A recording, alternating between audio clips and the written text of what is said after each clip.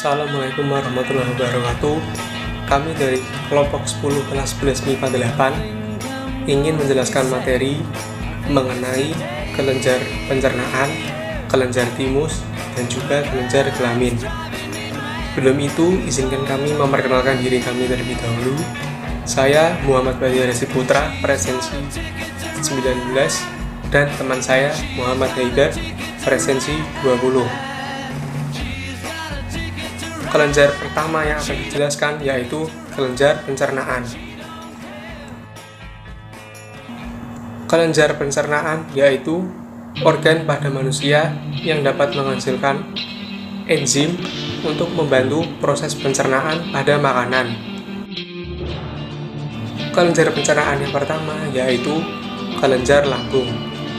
Kelenjar lambung menghasilkan hormon gastrin yang berfungsi untuk merangsang sekresi getah lambung. Enzim pencernaan yang ada di getah lambung yaitu enzim pepsin dan juga enzim renin. Pepsinogen adalah enzim aktif yang berubah menjadi pepsin yang berfungsi untuk memecah protein. Sedangkan renin berfungsi mengumpulkan protein susu yang berasal dari air susu. Getah lambung mengandung sekitar 0,4% HCl yang mengasamkan semua bahan makanan untuk membunuh kuman.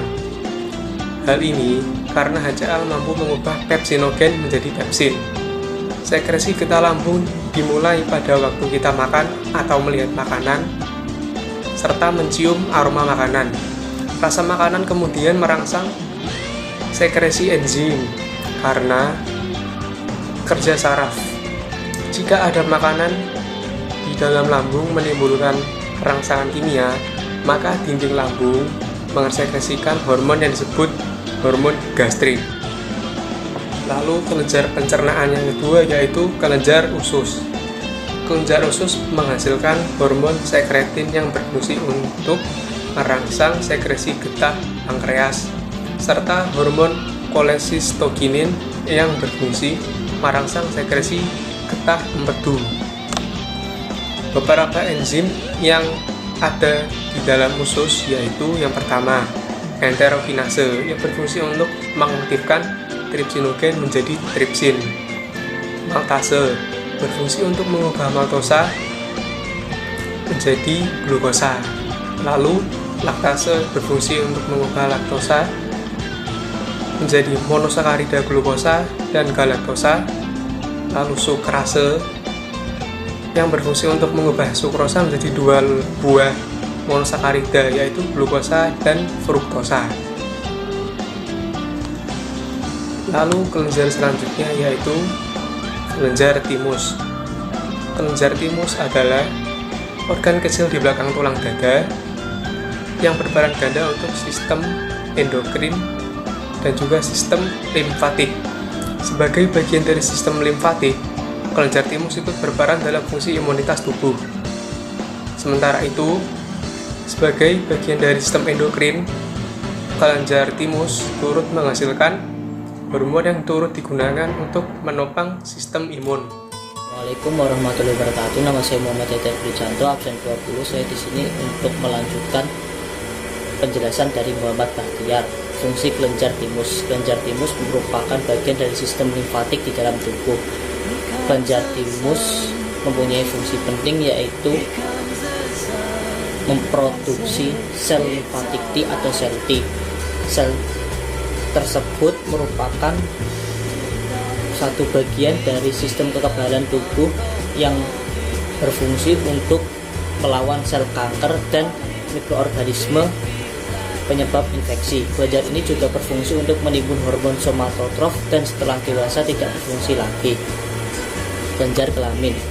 Kelenjar kelamin adalah kelenjar endokrin yang menghasilkan sel gamet atau sel germinal dari suatu organisme. Kelenjar kelamin dibagi menjadi dua yaitu kelenjar kelamin pria dan kelenjar kelamin wanita. Kelenjar kelamin pria atau biasa disebut testis menghasilkan hormon testosteron yang berpengaruh terhadap pertumbuhan sekunder pria dan mempengaruhi proses spermatogenesis. Kelenjar kelamin wanita atau ovarium menghasilkan hormon estrogen yang berfungsi merangsang pertumbuhan sili-sili kelamin sekunder pada wanita, dan progesteron yang berfungsi memelihara kehamilan, perkembangan, dan pertumbuhan kelenjar air susu. Kelainan kelenjar kelamin.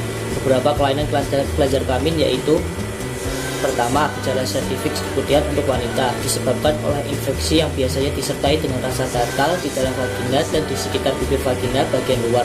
Penyebab umum keputihan ini adalah antara lain bakteri, virus, jamur, atau juga parasit. Infeksi ini dapat menjalar dan menimbulkan peradangan ke saluran kencing sehingga menimbulkan rasa perih saat si penderita membuang air kecil. Gejala chlamydia adalah penyakit menular seksual umum yang disebabkan oleh bakteri chlamydia. Chromatic chlamydia menyebabkan penyakit pada mata dan alat kelamin manusia. Yang diinfeksi dari chlamydia dapat menyebabkan penderitanya mengalami kemandulan. Gejala epididymitis, peradangan yang disebabkan oleh infeksi bakteri menyebabkan pembengkakan dan nyeri pada skrotum. Sepasang struktur seperti kantong luar yang berisi testis dan epididymis.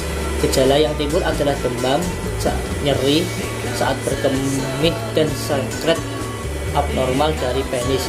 Kondisi ini dapat terjadi pada berbagai usia pria. Dan dari kelompok kami, kurang lebihnya mohon maaf. Wassalamualaikum warahmatullahi wabarakatuh.